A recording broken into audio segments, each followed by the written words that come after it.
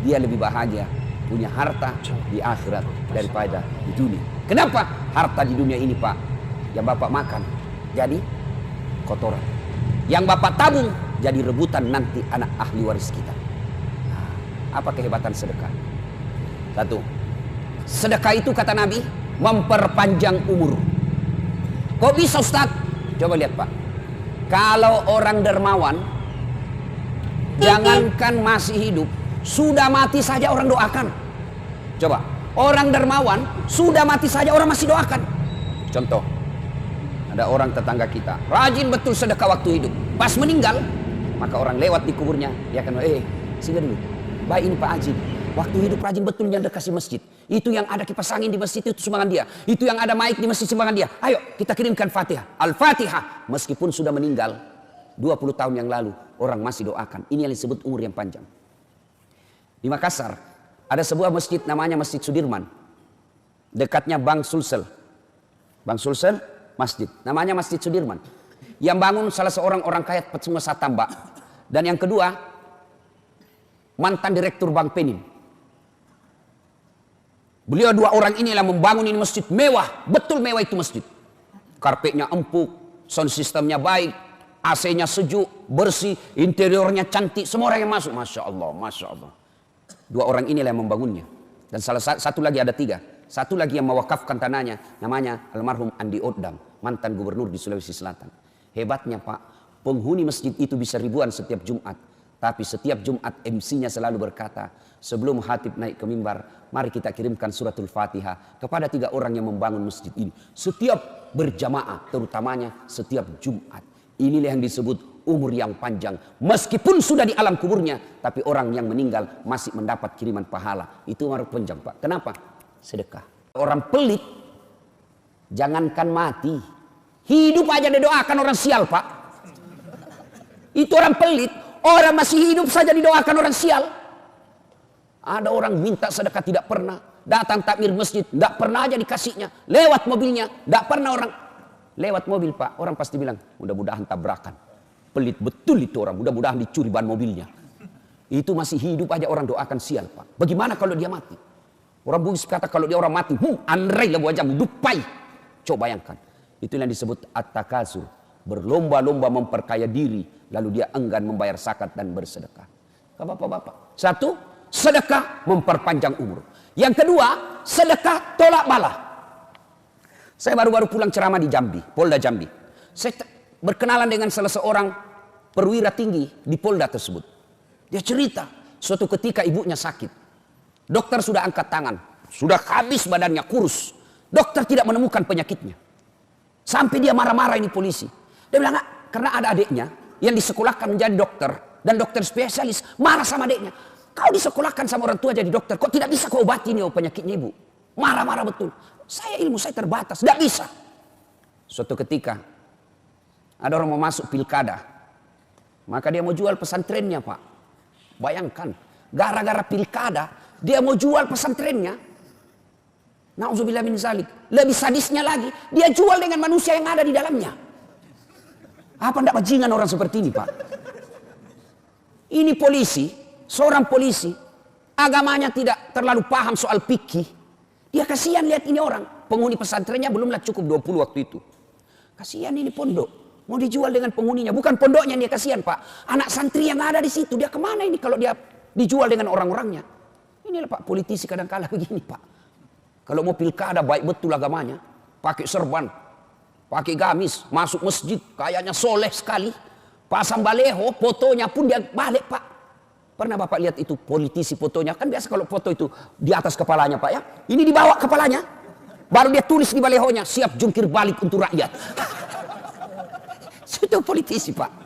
Jangan percaya Pak. Kalau Bapak mendengar perkataan politisi, jangan baper Pak. Jangan bawa perasaan. Bapak sakit hati.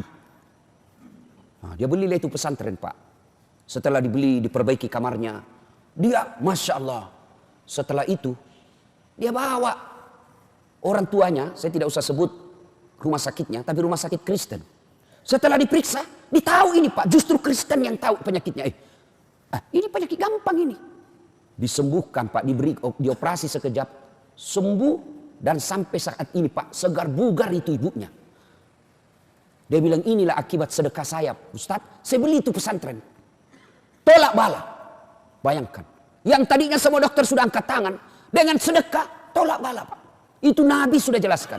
Jadi bapak-bapak di sini, kalau ada di sini prostat, asam urat, kolesterol, obati dengan sedekah. Ibu-ibu, ada suamimu mulai selalu berpikir poligami, tolak bala dengan sedekah. Betul Pak. Ibu bangun sholat tengah malam, tidak usah curhat kiri kanan. Kita lihat, ibu-ibu mau tahu ciri-cirinya suami selingkuh? Mau kawin lagi? Ibu mau tahu ciri-cirinya? Satu, handphonenya pakai password. Mencurigakan sudah itu Bu. Yang kedua, setiap terima WhatsApp, SMS masuk kamar mandi. Curigalah kau. Pasti ada sesuatu yang tidak beres. Nah kalau sudah begini suami, tidak usah kau curhat sama tetangga. Apalagi curhat di Facebook. Tak kusangka kau begitu.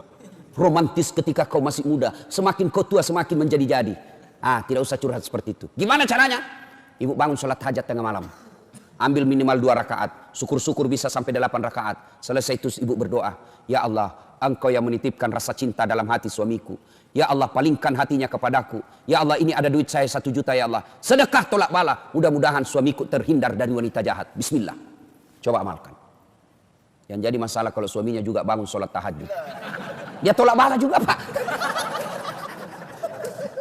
Ya Allah, ini ada duit saya 1 juta ya Allah. Saya sudah capek lihat istriku ya Allah. Malas betul. Suka ngomel, kuat makan. Ya Allah. Malas dandan ya Allah. Hancur saya hadapi ini perempuan. Ya Allah, ini ada duit saya 1 juta ya Allah. Tolak bala ke panti asuhan. Mudah-mudahan 1 juta ini istriku ikhlas saya kawin lagi.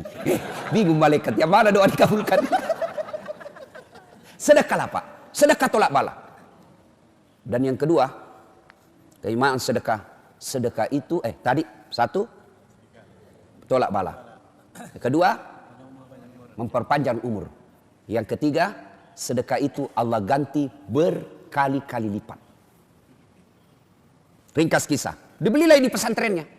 Sudah dibeli pesantren Pak. Apa yang terjadi? Subhanallah, dapat bantuan dari pemerintah Indonesia untuk membangun pesantrennya. Berapa bantuannya? 2 miliar. Makin berkembang pesantrennya itu Pak. Luar biasa. Akhirnya hebatnya lagi. Yang keempat, keutamaan sedekah membuat doa terkabul. Sambung lagi kisahnya nih Bapak polisi. Semenjak dia jadi polisi, tugasnya selalu di luar Jambi. Tidak pernah dapat SK Jambi. Ibunya berkata, nak, kau kembalilah tugas di kampungmu ini. Saya makin tua, saya mau senang lihat kau bertugas di kampungmu. Dengan izin Allah, doa ibu tersebut dikabulkan, anaknya tugas kembali ke Jambi. Maka bapak-bapak, ibu-ibu, kalau mau doamu cepat dikabulkan, bersedekahlah. Dan demi Allah, tidak ada orang bangkrut gara-gara sedekah. Apa bapak pernah ada di komplek ini? Ustaz, itu yang di sudut rumahnya kayak betul dulu itu Ustaz. Cuma karena rajin sedekah bangkrut dia. Bapak pernah dengar itu? Yang bangkrut bukan sedekah. Yang bangkrut gara-gara poligami. Bukan. Apa? Selingkuh. Selingkuh bikin bangkrut Pak. Ya. Diperas bapak sama ceweknya. Woi, belikan saya sepeda motor. Kalau tidak, saya share di Facebook ini foto kita yang berdua. Hancur Pak. Sudah dibelikan sepeda motor, minta lagi dibelikan kulkas. Belikan saya kulkas. Kalau tidak, ku share ini di Facebook. Sudah dibelikan kulkas 2 minggu, belikan saya AC berdiri. Mati habis Pak gara-gara selingkuh. Poligami halal. Poligami halal Pak. Yang penting bapak berani. Yang penting bapak berani. Yang penting bapak berani. Ya. Nah ibu bapak saudara-saudara sekalian. Dan berikutnya sedekah. Pelit, tidak ada orang suka yang pelit Pak. Percaya itu Pak. Tidak ada orang senang orang pelit. Saya tanya ibu-ibu, senang suami yang pelit atau dermawan? Dermawan. Bapak-bapak senang yang menantu dermawan atau pelit? Dermawan. Senang tetangga yang pelit atau dermawan? Dermawan. Tidak ada orang suka orang pelit. Bahkan orang pelit sekalipun tidak suka sama orang pelit. Rumus itu Pak. Dia bilang jangkau ke rumahnya, pelit betul itu. Padahal dia juga pelit. Itu jeleknya orang sifat pelit Pak. Bersedekahlah. Bu ibu, sedekahlah. Karena harta yang kita miliki kata Nabi hanya 3. 1, yang habis kita makan. 2, yang hancur kita pakai. Yang ketiga, yang telah kita sedekahkan. Emas ibu, emas. Ayo ibu, gelang, cincin, kalung, anting, emas 70 gram. Siapa yang punya bu? Siapa? Begitu ibu meninggal, siapa yang punya? Istri kedua. Suami kawin lagi dia kasih, ini cini emas mantan istri saya. Ibu menderita di kubur, suamimu enreyen di tempat tidur dengan pengantin baru. Maka bersedekahlah. Adik-adik, kalian mau menjadi pengusaha muda, tidak usah kau baca motivator. Tidak, lebih kau belajar sedekah. Jangan pernah lewatkan maghrib tanpa sedekah sehari pun. Mau itu 10.000, 5.000, 1.000, belajarlah bersedekah agar kalian menjadi kaya. Jangan menunggu kaya baru kalian mau bersedekah. Rasulullah telah membuktikan itu dan kita siap melihat dalam kehidupan sosial betapa banyak orang Allah semakin lipat gandakan hartanya karena dia banyak bersedekah. Tapi demi Allah, sedekah semua itu tidak ada gunanya ketika tidak dibuka dengan sholat. Itulah bedanya kita dengan non muslim. Meskipun dia banyak sedekahnya, tapi dia tidak bersahadat, maka sedekah-sedekahnya tidak ada gunanya. Kalian juga orang Islam, ketika rajin bersedekah, wakaf 1 masjid, wakaf 2 masjid, wakaf tanah pembangunan gedung sekolah, tapi dia tidak sholat, demi Allah, semua wakaf-wakafnya tidak ada gunanya. Kenapa? As-salatu miftahul khair, as-salatu miftahul jannah. Sholat itu kuncinya ibadah, sholat itu kuncinya surga. Ketika tidak ada sholatmu, tidak ada kunci kebaikanmu. Ketika tidak ada sholatmu, tidak ada kunci surgamu. Sehingga Allah di akhirat kelak akan berkata, Das'at, ini pahala sedekahmu 10 gunung, mana kuncinya? Kalau kau mau ambil ini, mana passwordnya? Atau kalau kita sekarang barcode. Ini kau punya ini, masuk barcode-nya. Muncul tenggelam. Muncul tenggelam. Ini yang hari Jumat saja sholatnya, Pak. Paling terlambat datang, paling cepat pulang. Hatib khutbah dia tidur. Pas bangun dia bilang, aliran apa ini masih? Tidak ada khutbahnya. Bukan aliran apa, kau yang datang dengar apa. Nah, ibu bapak, saudara-saudara sekalian, inilah tausiah kita. Mudah-mudahan ada manfaat karena saya ngejar penerbangan ke Pekanbaru. Saya lanjut ke Bandar Lampung sehingga cukup, mudah-mudahan ada manfaat. Tidak ada gunanya ilmu yang kita peloreh hari ini kalau sebentar kita tidak mau bersedekah. Mulailah sedekah dengan hari ini. Mulai Pak, mulai ikhtiar hari ini. 1 hari jangan pernah lewatkan tanpa sedekah. Saya tidak bisa bersedekah dengan duit. Sedekahlah dengan senyummu. Karena senyum adalah sedekah. Kalau kita miskin. Saya tidak punya pun dia bersedekah dengan senyum. Sedekahlah dengan apa? Doakan sesamamu muslim. Tidak bisa juga doakan, sedekahlah dengan apa? Jangan mengganggu sesamamu manusia, maka itu sedekahmu kepada dia dengan tidak mengganggunya. Sedekah apa namanya? Sedekah dengan akhlakul karimah. Demikian, mudah-mudahan ada manfaat. Lebih dan kurangnya mohon dimaafkan. Nun wal kalam ya misrun. Billahi fi sabilil haq. Assalamualaikum warahmatullahi wabarakatuh.